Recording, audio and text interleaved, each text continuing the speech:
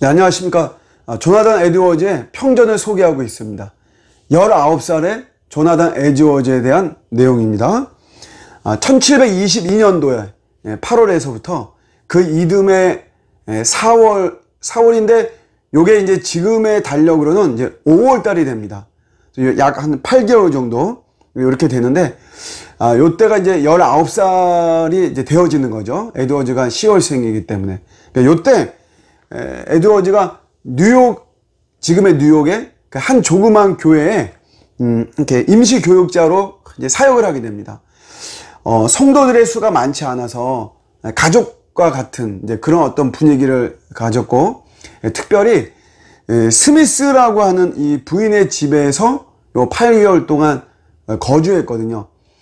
이 스미스 부인의 그 큰아들이 당시로는 이제 22살에 존이라고 하는 22살인데 이 에드워즈의 형벌이 되는 거죠. 그런데 두 사람이 굉장히 이렇게 영적 어떤 형제로서 이렇게 잘 지낸 것을 우리가 알 수가 있습니다. 깊은 애정을 그 집안에서 애정을 느꼈다, 이렇게 이제 표현을 하고 있고요. 기독교 경건한 가정의 모델을 이룬 이 스미스 부인의 집안이었습니다. 여기에서 이제 뉴욕에서 거주하면서 임시 사역자로서 사역을 이렇게 잘 했던 것을 기록을 하고 있고요.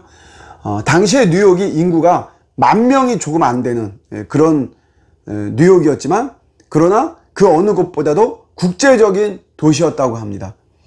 그래서 이제 외국의 사람들을 많이 만났는데, 에드워즈가 그 프랑스의 위그노들, 루이 14세의 어떤 핍박을 피해서 망명을 온 그런 프랑스의 위그노들하고도 이제 뭐 이렇게 교제한 내용들, 그 다음에 유대인들, 그래서 이제 그 유대인들이 하루에 5번씩 이렇게 기도하고 막 그러잖아요. 그래서 그런 것들을 이제 목격하고, 어떤 유대인은 밤이 새도록 이렇게 기도한 그런 유대인들을 만났다, 이런 것들을 좀 이렇게 기록을 하고 있습니다.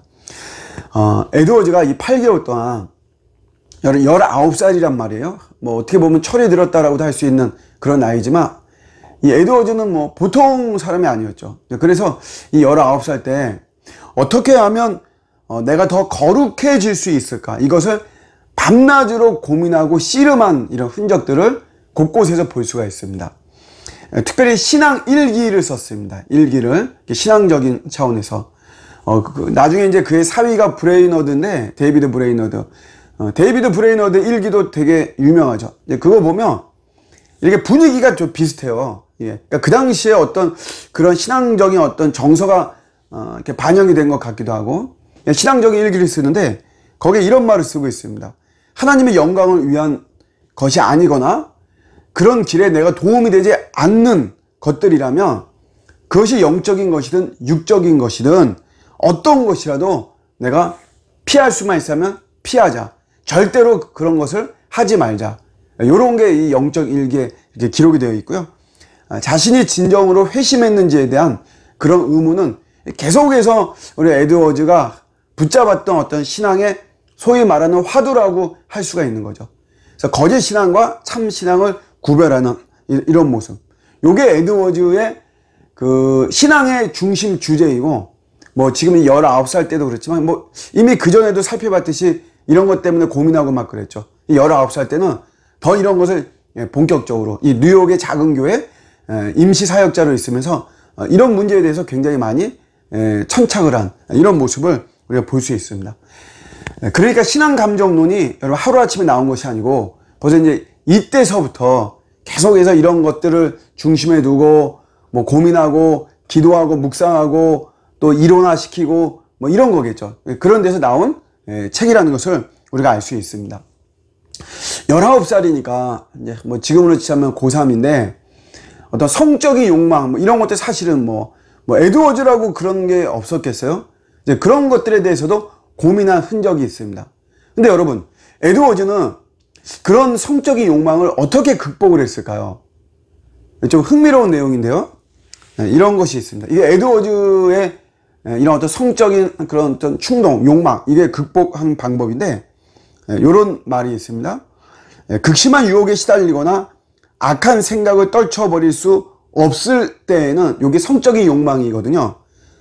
내가 생각을 몰입하고 잡생각을 전혀 할 수 없도록 이러이러한 공부에 힘쓰자 이렇게 나와요. 여러분 어떤 공부인지 아세요? 답은 산수나 기하학에 더 신경을 쓰자. 요 공부에 집중하자. 요렇게 하고 있어요. 요게 에드워즈의 성적인 욕망의 극복법입니다. 산수, 지금의 수학인데 이런 수학 공부 막 열심히 해가지고 성적인 어떤 욕망들을 막 이긴다.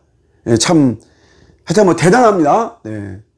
그리고 이제 이런 어떤 청교도의 엄격함이 이제 에드워즈는 벌써 19살 때부터 이제 정립이 되어 있다는 것을 알 수가 있습니다. 먹고 마시는 일에 엄격하게 절제하자 이렇게 이제 결심을 했고, 또 자신이 얼마나 필요 이상으로 먹고 있는지를 점검한 거예요.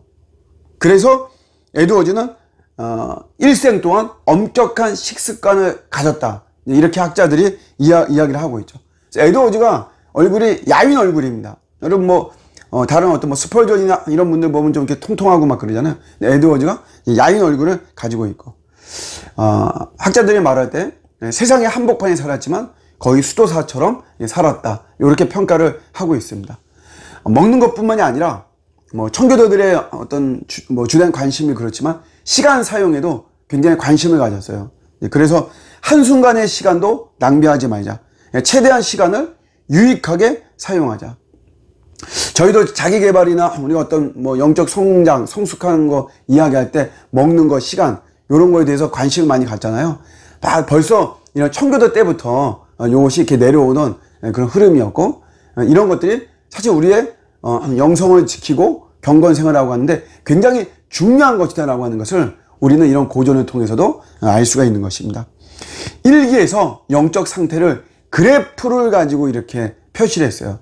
상태가 좋을 때는 이제 그래프가 높아지겠죠. 그러지 않을 때는 낮아지고, 자기만의 어떤 점검법이 있어가지고, 먼저 이런 걸 보면 뭐 우리가 이렇게까지만 할 게 뭐 있을까 뭐 이런 생각이 들기도 하지만, 어쨌든 조나단 에드워즈는 이런 엄격한 영적 훈련의 가치에 대한 신념을 가지고 애를 썼다라고 하는 것을 알 수가 있습니다.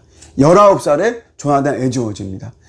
그러다가 이제 20살에 5월달에 뉴욕을 떠나게 돼요. 이유는 아버지가 가까이 두고 싶어서. 그래서 아버지가 있었던 이스트 윈저 그쪽으로, 아버지 쪽으로 옮기는, 그러면서 이 스미스 부인과 또 그 존이라고 하는 그 형제와 굉장히 애틋한 어떤 그 아픈 이별을 또 경험하게 되는 이런 모습이 있었습니다.